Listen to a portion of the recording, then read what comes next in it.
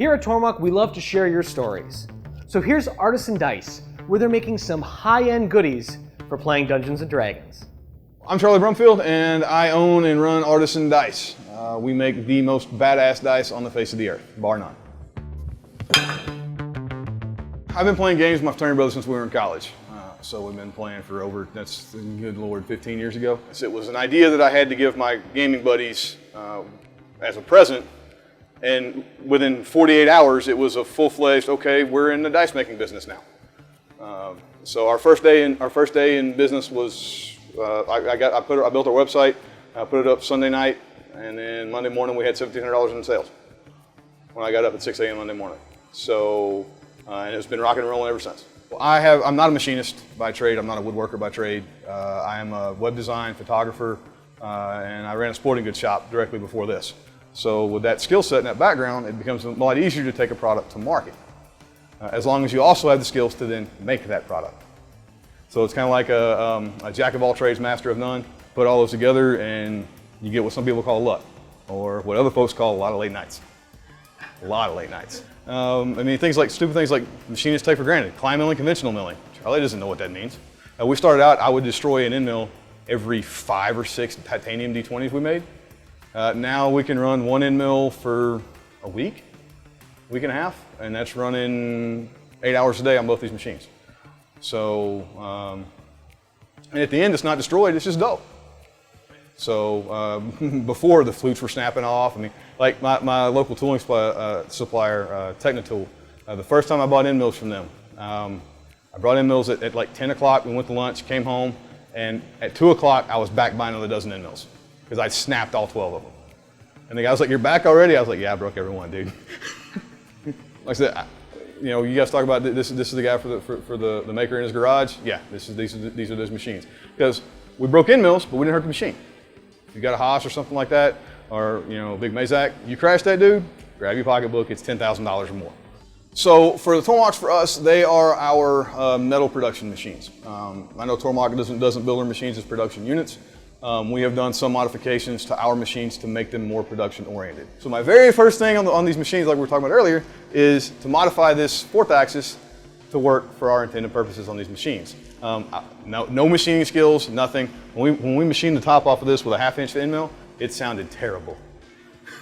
I mean, it was like just this horrid screeching noises. I didn't know what speeds and feeds were. I just fired the machine up and moved it.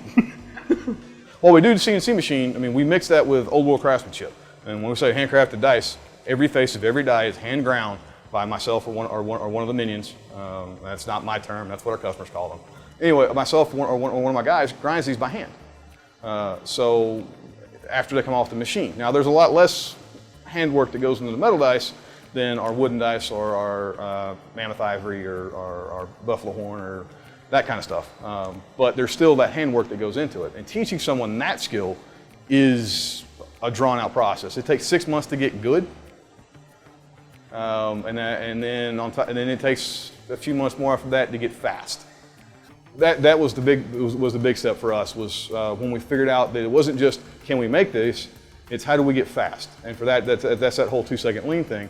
Is organization, eliminate the parts that you hate doing, eliminate the waste. And we found that we were moving 3 hours a day collectively looking for tools. Well, that's a part-time employee. So fix that problem, and then that helps with production. So, and that's a lot of stuff we ran with the Kickstarter was just figuring out how to be a production shop because we weren't at the time. So that was a big learn. That was our biggest learning curve. Like I said earlier, we do close to like 250 different material options.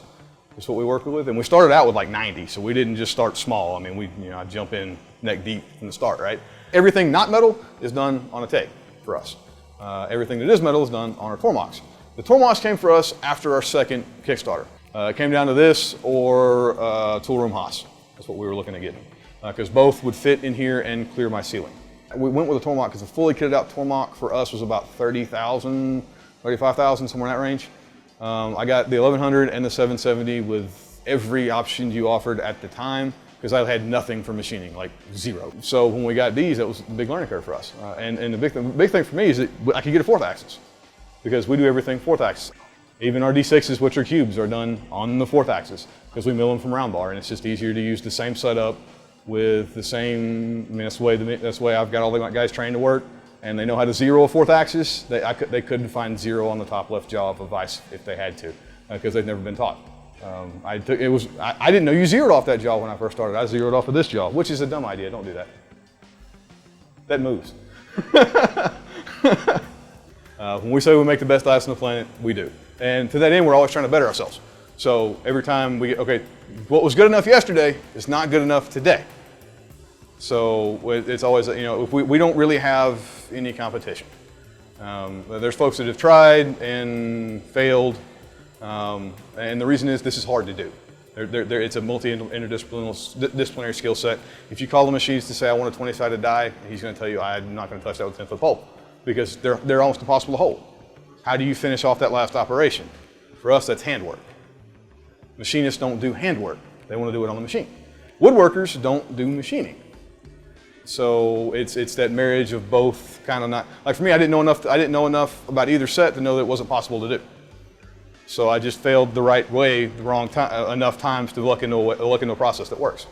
Yeah, so to that end, our machinery in our shop is set up to help that not quite right process. I found that buy good tools.